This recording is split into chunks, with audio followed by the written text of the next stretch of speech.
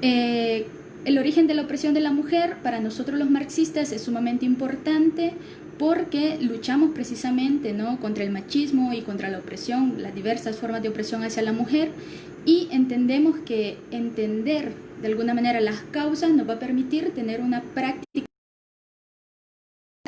En esta cuestión de cuando se habla acerca de qué va a emancipar a la mujer, es un debate obviamente muy actual, que de alguna manera genera también ciertas diferencias, ¿no?, bien marcadas entre diversos grupos. Por ejemplo, yo he estado en círculos, ¿no?, donde afirman algunos grupos que la opresión de la mujer comienza con el capitalismo, ¿no?, o digamos que es como un extremo muy marcado, ¿no? Y otros que afirman, por ejemplo, que la opresión de la mujer ha existido siempre, ¿no? Y para esto utilizan obviamente algunos textos como por ejemplo los del Génesis, ¿no?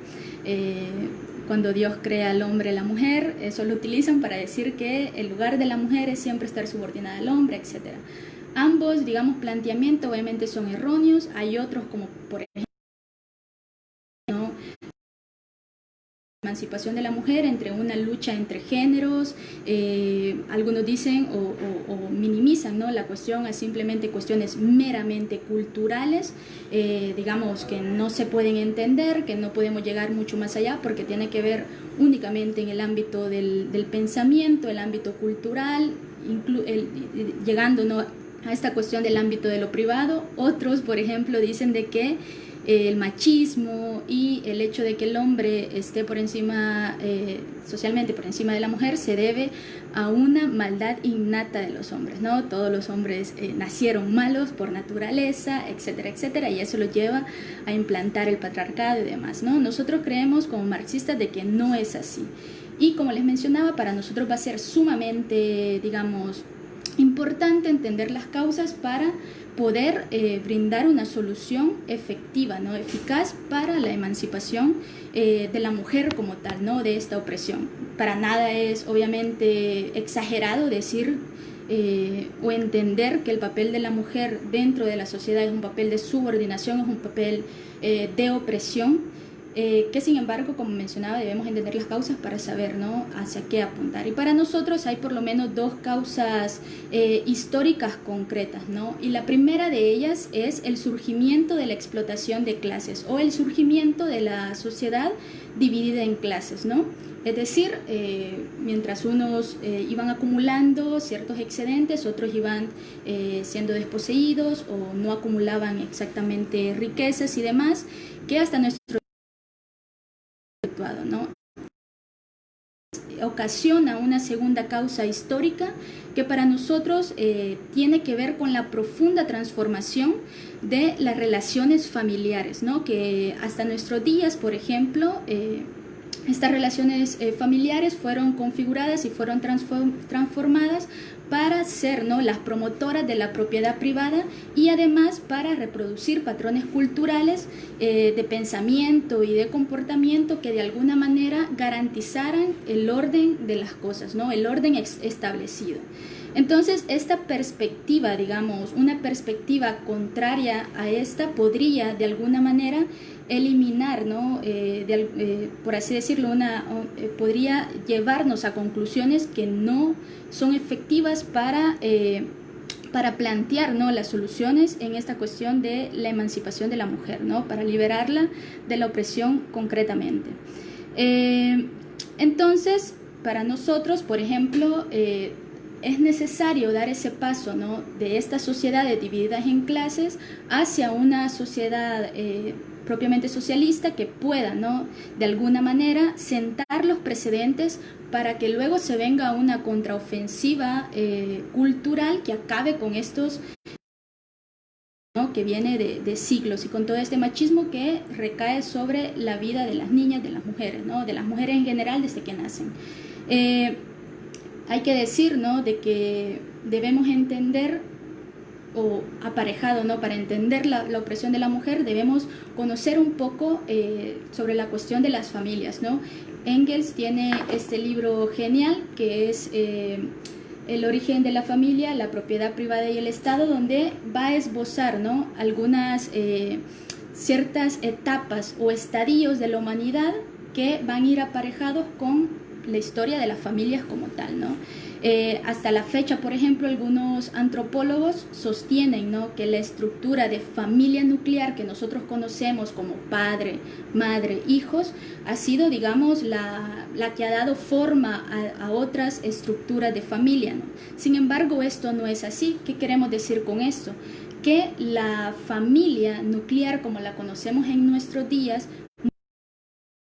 no es algo que viene dado por naturaleza y que ha sido así por todos los tiempos, ¿no? Sino que más bien ha sido una configuración, y esto Engels lo explica, ¿no? Por ejemplo, en nuestra actualidad, algunas estructuras, ¿no?, familiares que tienen algunos rasgos preestatales, ¿no?, se asemejan de alguna manera con las evidencias antropológicas que hay, por ejemplo, de las familias en el Paleolítico, ¿no?, que es un estadio de la humanidad. Y estas sociedades, por ejemplo, tienen en común que son sociedades no monogámicas. ¿Qué quiere decir con esto? Que no tienen esa noción de propiedad entre una pareja y la otra, ¿no?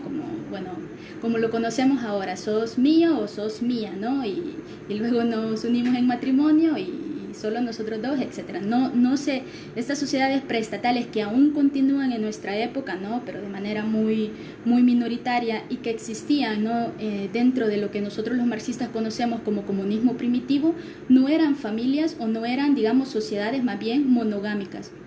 Eran clanes, ¿no?, que se constituían en genes, que nosotros vamos a entender, ¿no?, que eran unidades comunitarias, ¿no?, que se enlazaban por los lazos sanguíneos, ¿no? Hay un antropólogo que es muy famoso, que se llama Marvin Harris. Él tiene un libro sobre Introducción a la Antropología General, se llama. Él hace ahí referencia acerca de un estudio que se hizo en 1987 sobre los pigmeos F. En estas sociedades, que sobre todo, ¿no?, son pueblos que se basan, ¿no?, o que basan su subsistencia en la recolección, en la caza y así, que tienen, ¿no?, digamos, algunas, por así decirlo, algunas similitudes con pueblos prehistóricos como los griegos, los romanos, los celtas, etcétera. Comparten, ¿no?, el hecho de que son, por ejemplo, basados en matrimonios no exógamos, ¿no? Es decir, que se basan, ¿no?, en esa situación de que los emparejamientos, si bien es cierto, son de fácil disolución, ¿no? Por ejemplo, se conforman estas tribus, estas gens, y cada individuo, ¿no?, sea hombre o mujer, sale de su gen para unirse, digamos, para emparejarse con otra. Y obviamente hay, ¿no?, esta procreación y demás, pero ese individuo que sale de su tribu, que sale de su gen, pertenece siempre a esa tribu, ¿no? Por lo tanto, no existe esa noción de que vamos a ser familia nuclear, etcétera, y que vamos a vivir juntos para toda la vida, ¿no? Por ejemplo, este estudio que les mencionaba de los pigmeos F, que se realizó en 1987, también daba nociones acerca de la crianza de los niños, ¿no? Por ejemplo, ahora, digamos, en las sociedades que le conocemos como sociedades civilizadas, la crianza de los niños corre a cuenta de las mujeres casi exclusivamente, ¿no? En estas sociedades, la crianza de los niños es más bien una tarea, ¿no?, que se lleva a cabo en sociedad. No pertenece, digamos, al pequeño núcleo de la casa, ¿no?, como tal. Pues bien, lo que mencionaba es eso, ¿no?, de que la familia monogámica, como la conocemos, la familia monogámica y nuclear, como la conocemos en nuestros tiempos, no ha sido eterna, aunque muchos antropólogos en la actualidad se empeñan en decir que es así, a pesar de que Engels y otros antropólogos como Morgan dieron sobrada evidencia hace más de 100 años, hace más de un siglo, de que efectivamente estas sociedades no habían sido eternas, ¿no?, sino que eran producto de causas concretas que vamos a tratar de explicar en este video, ¿no? Fue hasta la segunda mitad, por ejemplo, del siglo XIX, cuando se comienzan a dar los primeros estudios de familia desde un enfoque evolutivo como tal, ¿no? Por ejemplo, aquí encontramos a dos grandes antropólogos. El primero de ellos es Bachofen, que él hace una división histórica por así decirlo, de la familia en dos grandes estadios, ¿no? El matriarcado y el patriarcado. Sin embargo, vamos a considerar que este antropólogo era idealista, digamos, en su planteamiento, en el sentido que, bueno, dice que el paso, ¿no?, del matriarcado al patriarcado se da por razones únicamente religiosas, ¿no?, que es a partir de un cambio de las ideas religiosas dominantes que se da este traspaso entre matriarcado y patriarcado, ¿no? A pesar de que es una visión, digamos, idealista para comprender este paso, el gran mérito, por así decirlo, de este Bachofén va a ser precisamente que demuestra que la familia patriarcal no había sido inmutable, o que no era inmutable como tal, que no era universal y por lo tanto que no era una idea eterna, ¿no? Que había existido, por ejemplo, en la historia de la humanidad, un periodo donde el dominio, digamos, venía por parte de la madre o por parte de las mujeres, ¿no? Él se basó, por ejemplo, en evidencias digamos, de la literatura, en el arte, etcétera, que también Engels lo retoma mucho en el libro que ya mencionábamos, ¿no? El otro gran antropólogo de esta época, de mediados del siglo XIX, fue Lewis Morgan, que él ya quiso hacer, ¿no?, y quiso explicar de una manera sumamente, digamos, material, por así decirlo, la familia, ¿no? Cómo se había formado o cómo habían sido formadas las familias a lo largo de la historia de la humanidad, y él planteó algunos estadios evolutivos, ¿no? Por ejemplo, el primero de ellos va a ser un estadio donde había un intercambio sin límites, es decir, no había mayor digamos, problema en que una mujer y un hombre estuvieran juntos sin importar su relación de consanguinidad, sin importar su relación de cercanía o lejanía, etcétera. Podían, ¿no?, tener esta cuestión de un intercambio sexual sin traba. Ese para Morgan va a ser el primer estadio, ¿no? El segundo estadio que menciona Morgan es el estadio de la familia consanguínea, y aquí ya se comienzan a dar algunas limitaciones. Por ejemplo, ya no se permitían las relaciones entre padres e hijos, ¿no? Luego de la familia consanguínea continúa, ¿no?, la familia, o da paso a la familia Punalúa, y aquí ya hay más restricciones, como por ejemplo el hecho de que ya no se permiten, además de las relaciones entre padres e hijos, las relaciones entre hermanos, las relaciones entre primos, etc. Luego se da el paso, ¿no?, a la familia sindiásmica. Esta familia sindiásmica tiene como característica, ¿no?, que es de fácil disolución todavía. Sin embargo, por ejemplo, muchas parejas vivían, ¿no?, bajo el mismo techo, liderado por un matriarca o un patriarca, ¿no? La familia sindiásmica, que se enmarca, ¿no?, en la revolución del Neolítico, que es una revolución de la humanidad sumamente importante para entender también esta composición de las familias, que vamos a explicar más adelante, da paso además a la familia monogámica como la conocemos, ¿no? Y la familia monogámica va a ser precisamente la expresión, ¿no?, en la estructura familiar de la división de clases, ¿no? A medida que se va dando esta evolución en las familias, ¿no?, Morgan explica, ¿no?, que cada vez se van haciendo mucho más estrechos, por ejemplo, algo que se conocía como los matrimonios entre grupos, ¿no?, o los matrimonios por grupo. Se van haciendo cada vez más estrechos hasta dar paso, o más bien hasta que aparece, ¿no?, la propiedad privada de los medios de producción, y de esta manera surge obviamente la familia nuclear. Como mencionaba, Engels retoma en su libro El origen de la familia, la propiedad privada y el Estado. Una de las cosas que le interesa también a Engels, digamos, sentar las bases o dar, digamos, una explicación, ¿no?, racional, es acerca del estatus que tenía la mujer en este estadio del comunismo primitivo como tal, ¿no? Y Engels lo va a explicar a partir, ¿no?, de algunas evidencias que retoma de Bachofén. Ya les mencionaba algunas evidencias que existían en la literatura, incluso en el arte, ¿no?, en la mitología de las personas.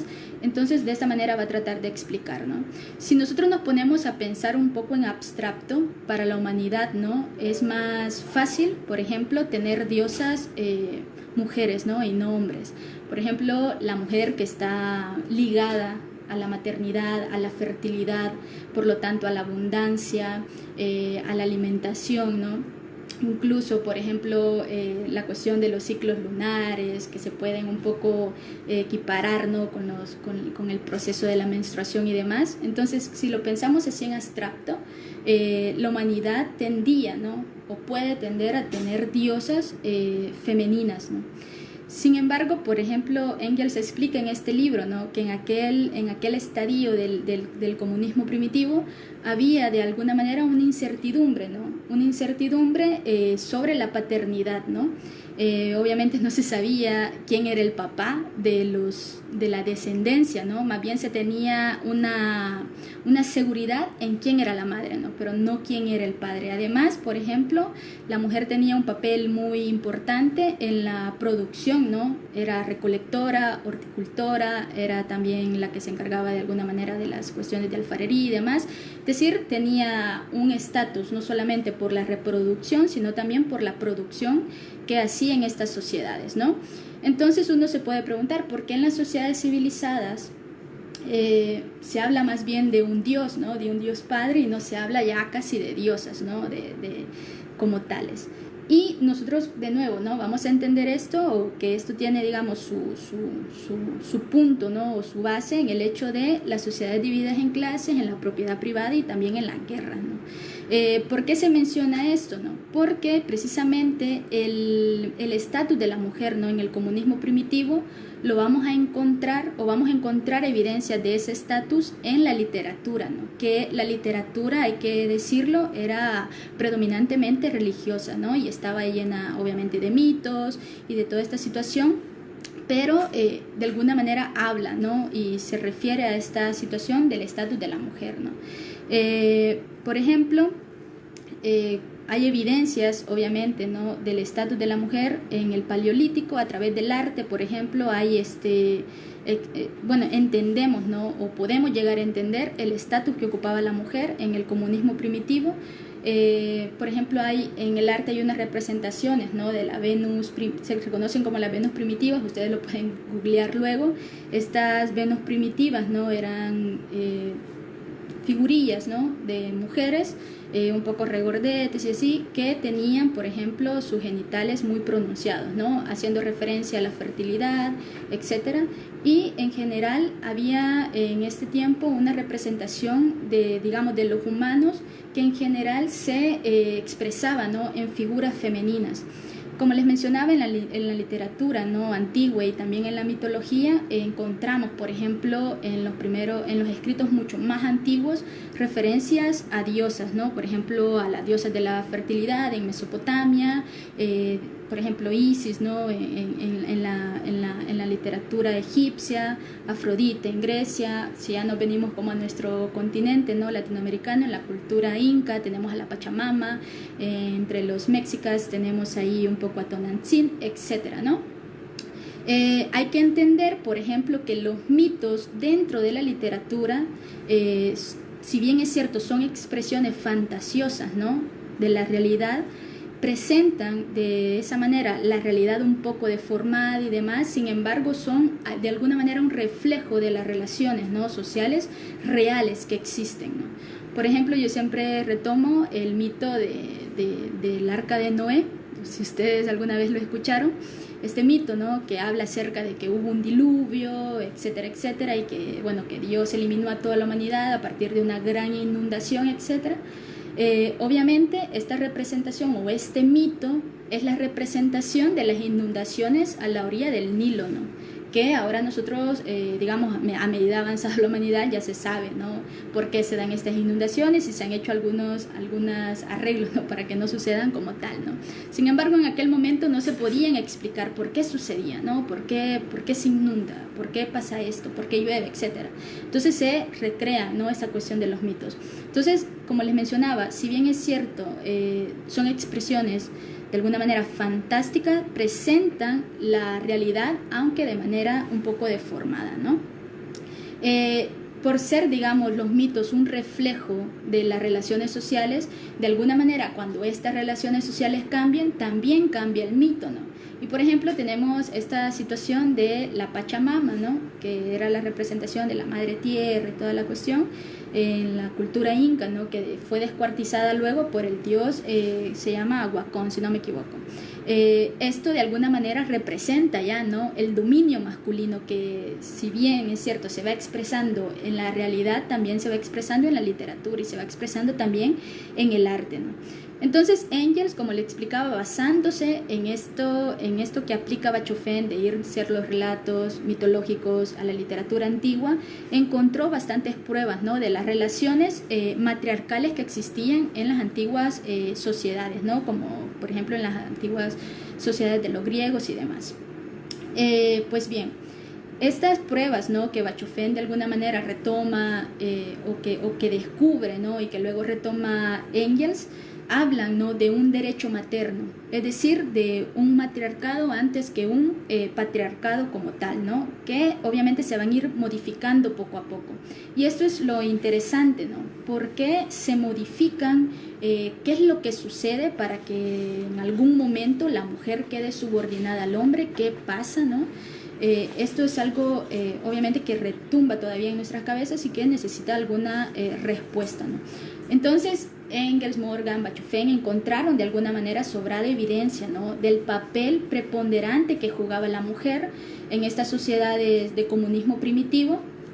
Y si queremos encontrar por qué la mujer tenía, ¿no?, roles que eran equiparables con los roles del hombre, es precisamente porque estos roles que hacía la mujer no eran vistos de una manera despectiva respecto a los roles que tenía el hombre como tal, ¿no? Vamos a retomar un poco en este momento para explicar más acerca de la cuestión de la familia sindiásmica, para dar paso a la familia monogámica y cómo se configura, ¿no?, el poder del hombre sobre la mujer. Como les mencionaba, esta es la división que hace Morgan, que retoma Engels, ¿no?, en el origen de la familia, la propiedad privada y el Estado. Y esto de la familia sindiásmica la vamos a conocer o la vamos a entender, ¿no?, como estas casas grandes, ¿no?, que antecede, obviamente, este tipo de familia antecede a la familia nuclear, porque todavía en la familia sindiásmica no se rompen los lazos de sangre, ¿no? Eran lazos de sangre un poco más fuertes que lo que habían, por ejemplo, en las familias Punalúa o en las familias consanguíneas como tal. Sin embargo, se basaban, ¿no?, eran, digamos, lazos más fuertes. Sin embargo, todavía eran uniones fácil de disolver, ¿no?, o fácil de, disolubles, ¿no? Sin embargo, como les mencionaba, era un poco más o menos estable, eran de alguna manera la coexistencia de varias generaciones de pareja, ¿no?, que vivían bajo un mismo techo, si lo queremos ver así, bajo la dirección de una matriarca o de un patriarca, ¿no? Como les mencionaba hace un ratito, cuando se da el paso, ¿no?, a la familia sindiásmica, hay a la par, ¿no?, o lleva a la par una situación de revolución dentro del desarrollo de la humanidad, ¿no? Esta revolución que vamos a conocer como la revolución neolítica, ¿no? Esta revolución neolítica imprime su sello, ¿no?, dentro de la estructura familiar, dentro de las familias como tal. Y las dos cosas que van a determinar ahora la familia va a ser la invención de la agricultura y también la invención de la ganadería, ¿no? Y que junto con la ganadería, digamos, de una manera más desarrollada, se va a implementar la utilización de la fuerza animal para las labores del campo, ¿no? Esta introducción de, por ejemplo, de los animales en las labores del campo como tal, tiene un efecto de disminuir de alguna manera el papel que la mujer jugaba en la producción de alimentos como tal, ¿no? Por ejemplo, también esta revolución, en esta misma revolución neolítica, es de donde vamos a heredar el surgimiento, obviamente, de la propiedad privada y de alguna manera la progresiva importancia de la riqueza, ¿no?, que cada vez que esta riqueza iba quedando en manos de los hombres.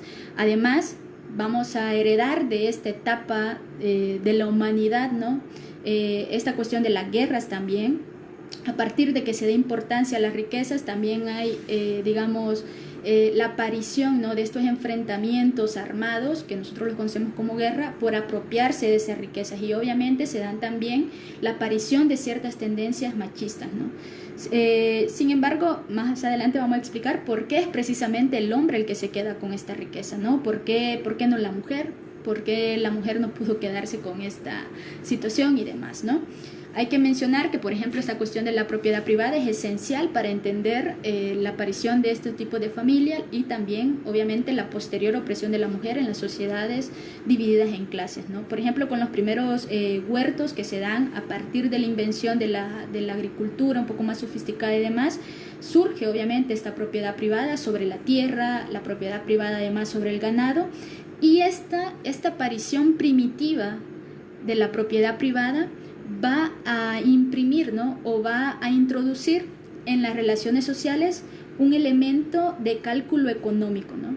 Y esto va a dar paso, ¿no?, a que cada vez se vayan consolidando uniones, digamos, entre personas, en este caso uniones entre parejas, entre hombres y mujeres, ya no solamente con el mero sentido de reproducirse, ¿no?, sino que además con miras a la herencia, ¿no?, a heredar la riqueza que se está acumulando, a heredar los bienes que se van produciendo y demás, ¿no? Entonces es en este tiempo también que los asuntos domésticos ya se van configurando dentro del orden, digamos, de la esfera privada, ¿no?, de la familia, aunque de muy primitiva aún, no como la entendemos ahora. Hay que tener ese cuidado de no trasladar, ¿no?, estas cuestiones a como la entendemos ahora. Incluso cuando hablamos de familia nuclear en estos estadios primitivos, es muy diferente a la familia nuclear de la que hablamos un poco ahora, ¿no? Se configura de una manera un tanto diferente. Entonces, la riqueza, ¿no?, de alguna manera va quedando en manos privadas y de alguna manera las familias no van ostentando esta riqueza, y de aquí marca, digamos, o es el principio del fin del comunismo primitivo como tal, ¿no? Sin embargo, como les mencionaba, vamos un poco a entender por qué exactamente esta riqueza, ¿no?, por qué este excedente queda en manos de los hombres, ¿no? Hay que decir, por ejemplo, de que, bueno, no tal cual la invención de la agricultura como tal no rompió de la noche a la mañana esta relativa igualdad comunista entre hombres y mujeres, ¿no? Porque, por ejemplo, en algunas sociedades hay nociones de que incluso la mujer estaba por encima de los hombres y demás, por eso hablamos de relativa, ¿cómo se llama?, de relativa igualdad comunista, ¿no? Sin embargo, en términos generales sí tenían como esta igualdad en el sentido de que compartían, digamos, todas las tareas, o todas las tareas que se hacían más bien eran para, digamos, para subsistir en la comunidad, y de esa manera se organizaban también, ¿no?, políticamente. Bien. Progresivamente, obviamente, como nosotros lo conocemos, ¿no?, esta cuestión de la civilización, es decir, todas estas sociedades que se van creando luego del comunismo primitivo, conforme va surgiendo esta situación, se va recargando sobre los hombres exactamente el hecho de más estatus, ¿no? Y esto, y aquí va la respuesta a la pregunta que nos hacíamos anteriormente, esto se da al hecho, ¿no?, de que con la cuestión de la ganadería, con la invención de la ganadería, hay necesidad de domesticar animales, ¿no? Y estos animales tienden a pertenecer al hombre porque la división sexual del trabajo en el comunismo primitivo era bien sencilla, ¿no? La mujer recolecta y el hombre caza, ¿no? Sin embargo, cuando se van dando estas transformaciones en la cuestión de la agricultura y la ganadería como tal, los animales que antes el hombre cazaba ahora están siendo domesticados, ¿no? Por ejemplo, se van incluyendo a los trabajos de campo como tal, ¿no?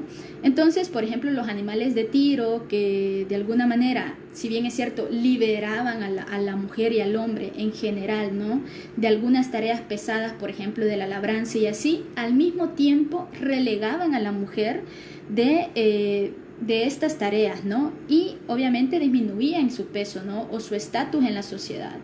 De alguna manera, por ejemplo, esta situación iba dejando a la mujer en una situación de opresión, como tal, o de desventaja, digamos, en cuanto al estatus que tenía dentro de la sociedad, porque iba siendo relegada por el trabajo de los animales en la agricultura, y este trabajo o esta, digamos, la pertenencia de estos animales estaba en manos de los hombres, ¿no? Una segunda cosa también que hizo que el estatus de los hombres se elevara por encima del estatus de las mujeres es la cuestión de las guerras, ¿no? Estas guerras, obviamente quien cazaba, ¿no? Quien tenía las armas para ir a las guerras eran los hombres, ¿no? Cada vez las iban refinando mucho más y así. Y por lo tanto, la necesidad de armas dentro de la sociedad, obviamente, le da mucha más importancia a los hombres que las poseen, ¿no? Estas son, digamos, dos cuestiones que van a explicar por qué en este momento, ¿no? hay una, digamos, una valoración mucho más grande de los hombres por sobre las mujeres, ¿no? Y esto obviamente va aparejado con el aparecimiento de la propiedad privada, ¿no? Obviamente son cosas que van de la mano y que se van configurando entre sí, y que una es consecuencias de las... Entonces, por ejemplo, en este orden de cosas ya se van consolidando, ¿no? Relaciones conyugales, que estas relaciones conyugales ya van siendo de hombre-mujer y que son producto de una necesidad cada vez mayor de la herencia, ¿no? Como les mencionaba antes, la cuestión de la herencia, digamos, pasar, ¿no? mis riquezas a mi generación y estar seguro que va a ser precisamente mi descendencia la que va a gozar de eso que yo he trabajado, de eso que yo he obtenido, etcétera y demás. Esto da paso, por ejemplo, a que la matrilocalidad, ¿no? que significa que en las sociedades primitivas, antes de las familias indiásmicas, lo general era que el hombre de una tribu fuera a la tribu de la mujer, ¿no? Eso era como la matrilocalidad. Se pasa de la matrilocalidad a la patrilocalidad. Esto es decir, que el hombre de la tribu llama a mujeres de otras tribus y las tiene dentro de su localidad, ¿no? Que es decir, se marca esta situación. Y también se da paso a la cuestión de pasar, ¿no? a la patrilocalidad. Son cosas muy diferentes. La patrilinealidad lo que va a significar es que la descendencia se cuente por línea paterna, ¿no? Como les mencionaba antes, no se tenía como esa noción, ¿no? Y Engels lo decía tal cual, ¿no? En estos grupos donde no hay una configuración social tan alta, no existe tal cosa como la cuestión de la fidelidad y cuestiones así, ¿no? Entonces, esta situación... como les mencionaba, da paso a esto, ¿no? Es decir, una sociedad basada en la importancia de la mujer a una sociedad basada en la importancia del hombre como tal, ¿no? Esto refleja, obviamente, el poder económico que el hombre va obteniendo y que progresivamente va relegando a la mujer, ¿no? Es decir, va relegando a la mujer de un estatus igualitario. Esto es bastante interesante, ¿no? Porque al final la familia sindiásmica da paso, precisamente por estas razones que estoy mencionando, da paso a la familia monogámica, ¿no? En esta familia monogámica, ¿no? Que también se da en los inicios, obviamente, de esta revolución, más bien en los albores de esta revolución neolítica, va a marcar, ¿no? Incluso nuestro presente, ¿no? La manera de ver las relaciones entre hombres y mujeres en nuestro presente. Por ejemplo, en los inicios del neolítico todavía, ¿no? Con las familias indiásmicas y demás, las labores del campo de alguna manera se hacían de manera mucho más primitiva, ¿no? Y se usaban, por ejemplo, azadas de mano. Estas azadas de manos las podrían utilizar tanto hombres como mujeres, y no había ningún problema, ¿no? Sin embargo, a finales, ¿no? de la revolución neolítica se van introduciendo herramientas para la agricultura mucho más sofisticada. Como les mencionaba, se van incluyendo animales a la agricultura, y estos animales estaban en manos de los hombres como tal, ¿no? o les pertenecían a los hombres como tal.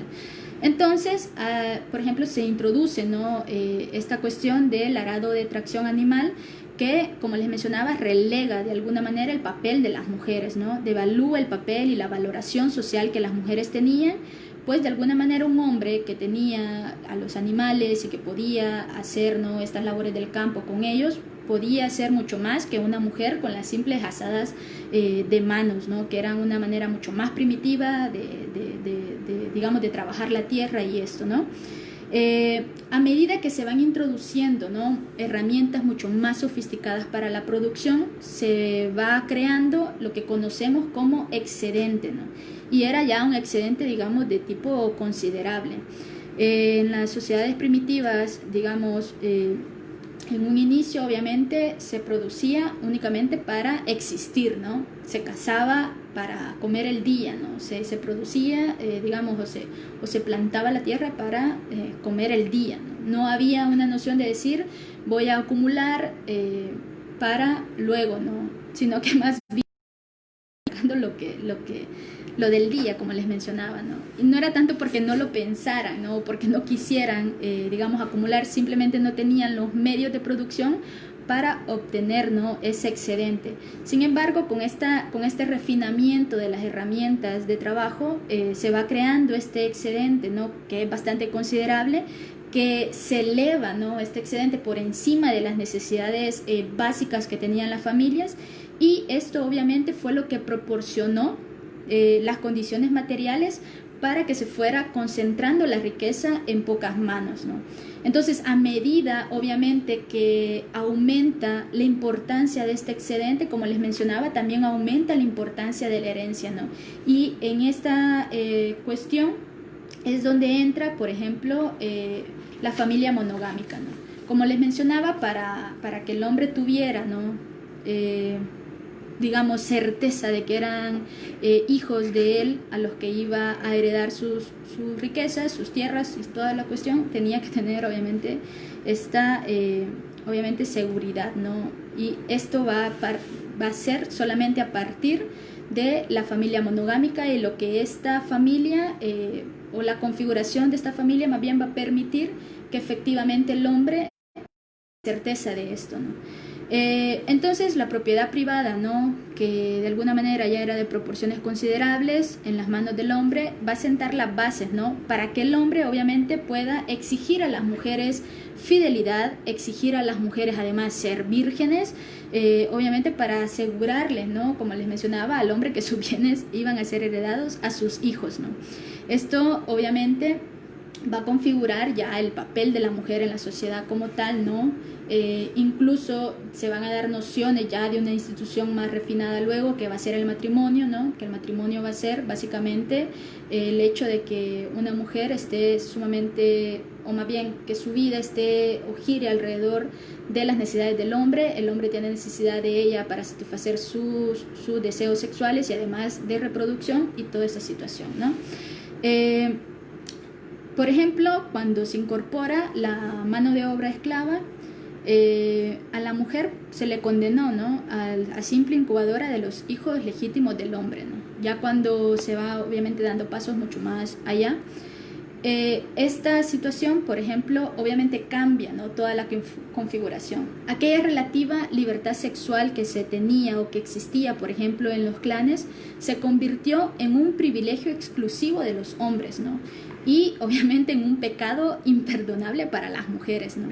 Es decir, el hombre dentro de esta familia nuclear sí podía tener a más mujeres, tener a otras parejas sexuales, pero la mujer dentro de esta familia nuclear tiene que vivir exclusivamente para satisfacer las necesidades del hombre, ¿no? Entonces, obviamente, ¿no?, la libertad sexual de la que gozaba, ¿no?, la mujer en las sociedades primitivas, de alguna manera se revistió obviamente en la cuestión de la prostitución, la venta de favores sexuales y así, ¿no? Con la familia monogámica, la prostitución, ¿no?, se convirtió en la única, digamos, alternativa que tenían las mujeres, sobre todo las mujeres pobres, obviamente las mujeres empobrecidas, para subsistir, ¿no?, para no morir en esta situación, ¿no? Entonces, de alguna manera, aquel emparejamiento, ¿no?, que existió antes da paso a otro tipo de familia, ¿no? Más bien se configuran otros tipos de uniones, ya no un emparejamiento libre y laxo, sino más bien un emparejamiento consolidado en instituciones como el matrimonio, que además van a exigir, como les mencionaba, la fidelidad, la virginidad de las mujeres y demás, ¿no? Entonces vamos a entenderlo tal cual, ¿no? La familia nuclear surge por la necesidad de transferir la herencia, ¿no? de los hombres que obtenían, en este caso, la riqueza, ¿no? Y obviamente esta riqueza surge a partir de la sociedad, o más bien de la división social en clases, ¿no? Entonces esos son como aspectos muy centrales de la explicación marxista de la opresión de la mujer, ¿no? Probablemente, si no me han seguido como la pista, tampoco es que sea muy buena explicando estas cuestiones, pero podemos, obviamente, o pueden seguir ahondando en esta situación, ¿no? Entonces vamos a ver dos cosas, ¿no? Cuando se derroca este derecho materno, obviamente, digamos, la descendencia, la repartición de los bienes, como mencionaba, ya no va a ser por línea femenina, sino por línea masculina, ¿no? Se cambia la poligamia por la monogamia, y en lugar de familias en grupos se van a tener familias nucleares, ¿no? Estas familias nucleares obviamente van a producir y van a reproducir la opresión de los hombres sobre las mujeres, producto de la sociedad dividida en clases, ¿no? Entonces, de alguna manera, la mujer se configura, ¿no?, dentro del esquema familiar como la que va a estar encargada, ¿no?, de esta situación, de la familia, ¿no?, del trabajo doméstico y demás. Entonces se comienza, ¿no?, a configurar una opresión mucho más profunda sobre las mujeres y todo esto.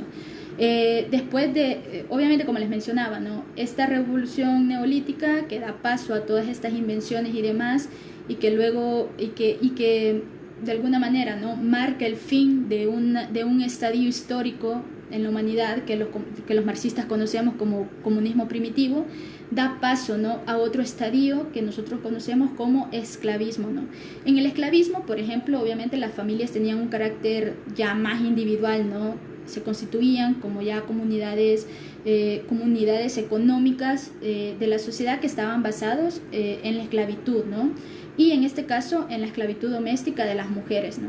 Obviamente la condición natural, ¿no?, de las mujeres en las sociedades esclavistas era una condición de servidumbre, ¿no? Sin embargo, incluso dentro del esclavismo, a pesar de que todas las mujeres, digamos, estaban oprimidas, ¿no?, sin embargo, la mujer que pertenecía a la clase de los esclavos era de alguna manera equiparada, ¿no?, con el hombre en la opresión que tenía, ¿no? Es decir, se le explotaba de la misma manera que el hombre y obviamente no gozaba de derechos, ¿no?, de ningún derecho. Por el lado de las mujeres que pertenecían a las familias, ¿no?, esclavistas, estas mujeres pues eran básicamente productos entre las familias, ¿no?, productos que se intercambiaban entre una familia y otra para la reproducción, para de alguna manera tener lazos, ¿no?, familiares. Esto se sigue reproduciendo incluso en nuestra época, ¿no? Algunos dirán que solo ya pasa solo en las novelas de Televisa, pero sigue sucediendo, ¿no?, en los altos estratos de la sociedad, que están estos matrimonios consensuados, ¿no?, para garantizar toda esta cuestión de la herencia y demás, ¿no?, o de estos negocios que se hacen entre la clase dominante. Entonces, como les mencionaba, obviamente con la monogamia surge, ¿no?, sus productos, ¿no?, de la prostitución, el adulterio como tal. Más mujeres son, obviamente, las mujeres empobrecidas son las que digamos, están en este ámbito de la prostitución, y obviamente la prostitución cumple un rol, ¿no?, de alguna manera garantizar las perversiones sexuales de los hombres, pero a la vez degenera, ¿no?, o denigra mucho más a las mujeres. Entonces, en estas familias, ¿no?, de tipo nuclear que ya se enmarcan en el esclavismo y también en el feudalismo, ¿no?, las mujeres están relegadas obviamente a la esfera doméstica, ¿no?, donde ahí van a vivir, ahí van a existir, ahí van a hacer su vida, y no en el ámbito público. Sin embargo, luego del esclavismo, ¿no?, viene el feudalismo y luego viene el capitalismo, ¿no?, que hasta nuestros días es el sistema dominante, ¿no?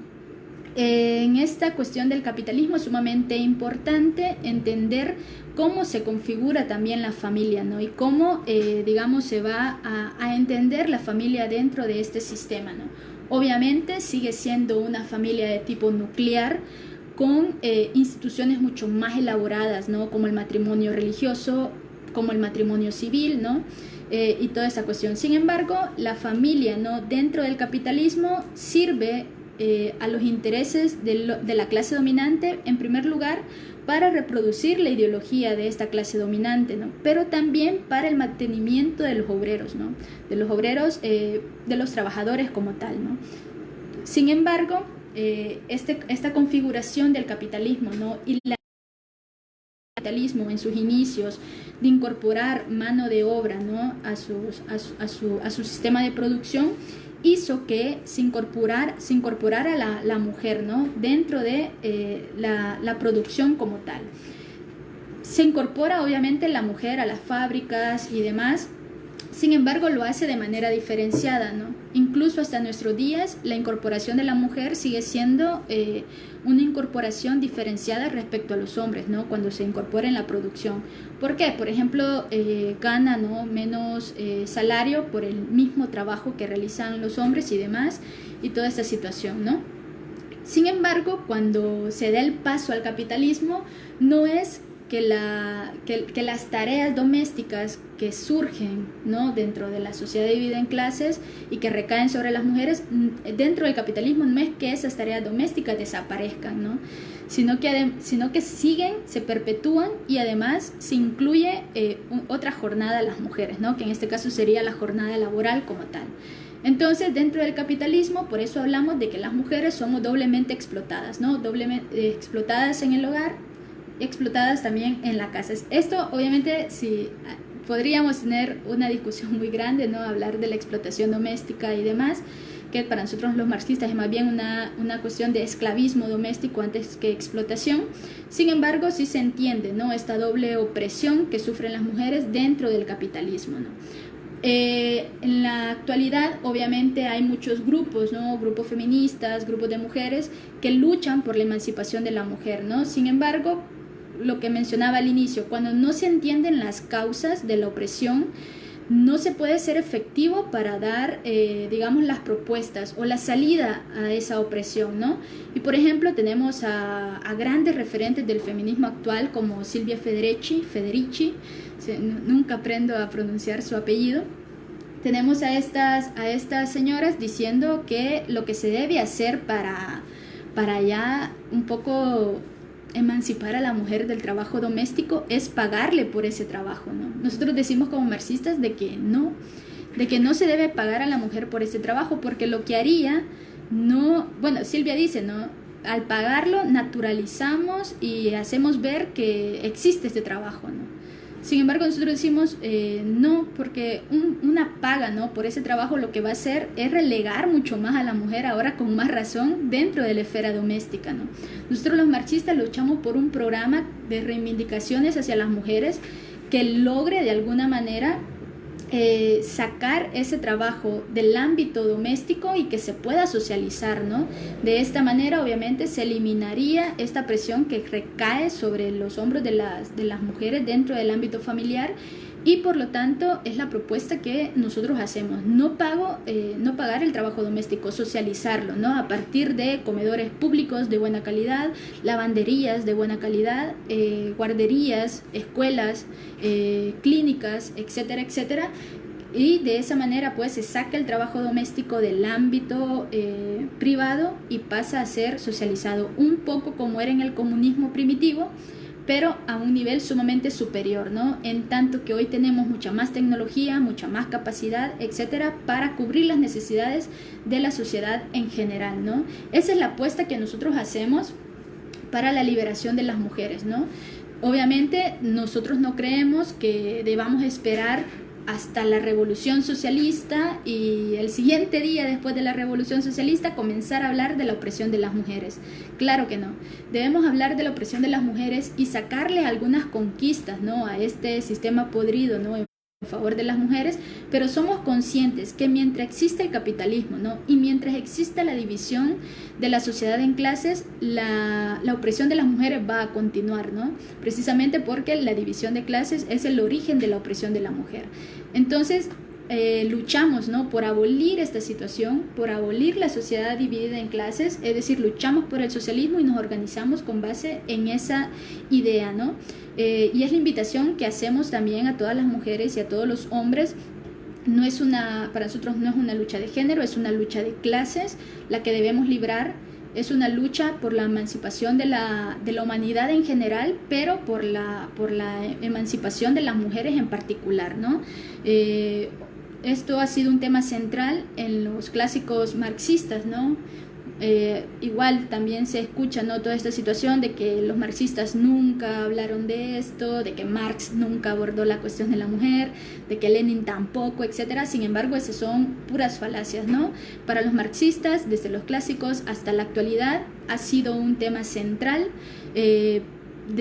para resolver, ¿no? De hecho, se dice, ¿no?, y nosotros entendemos que para los marxistas, por ejemplo, el grado de emancipación de las mujeres es el grado de emancipación de la sociedad en general, ¿no? En ese sentido, obviamente luchamos por la liberación de las mujeres, pero somos conscientes que solamente cambiando estos sistemas, ¿no?, a través de una revolución socialista, se pueden sentar las bases materiales que puedan poner fin a la opresión como tal, ¿no? Una ofensiva obviamente cultural, porque va a ser muy difícil acabar con años, digamos, de patriarcado que pesa, ¿no?, sobre nuestros hombros, incluso sobre aquellos que luchamos por la emancipación de las mujeres. A veces nos encontramos o pensamientos raros y así. Sin embargo, esta situación solamente se va a lograr sobre la base de una sociedad diferente que provea los medios, ¿no?, para la dignificación de la humanidad, hombres y mujeres en general, que puedan crear relaciones diferentes, ¿no?, relaciones interpersonales de diferente calidad y diferente, digamos, no basadas en la opresión como tal, ¿no? Esa es la apuesta que nosotros tenemos. Obviamente es un camino duro, es un camino difícil, y por eso necesitamos a más compañeros que se unan en esta lucha, ¿no? Una lucha por la emancipación de la humanidad en general, como mencionaba, pero por la mujer en particular. Pues bien, esto es todo. Solamente quiero, para terminar, bueno, no sé si habían preguntas, sin embargo, ya por el tiempo sí que voy a ir terminando. Igual si les dejaron, muchas gracias. Tampoco la voz ya no me da. Solamente hacer una invitación general sobre la Universidad Marxista Internacional. La Universidad Marxista Internacional va a ser esperamos, ¿no?, que sea uno de los eventos más grandes que ha tenido la corriente marxista internacional en su historia. Por lo general, cuando estamos, digamos, en tiempos normales, no en tiempos de coronavirus o de pandemia, este evento se hace cada 2 años, ¿no? La Escuela Mundial se hace cada 2 años y por lo general se cuenta con 300, 400 camaradas de las diferentes secciones del mundo que conforman la CMI.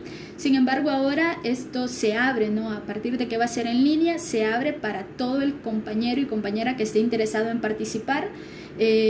Obviamente son bienvenidos, pueden inscribirse, ¿no? Esta escuela de alguna manera va a reivindicar las ideas marxistas, ¿no?, contra otras corrientes de pensamiento que existen en la sociedad. Entonces vamos a tener, por ejemplo, una sección sobre marxismo y anarquismo, marxismo y la teoría queer, marxismo y posmodernismo, etcétera, etcétera. Entonces sí les invito a que se unan, ¿no? Además que va a tener una sesión especial precisamente por los 200 años de Engels. Así de que va a estar súper chévere. Les invito a unirse. Igual pueden buscar en nuestra página el afiche, ¿no? Regularmente estamos posteando ahí el link de la inscripción.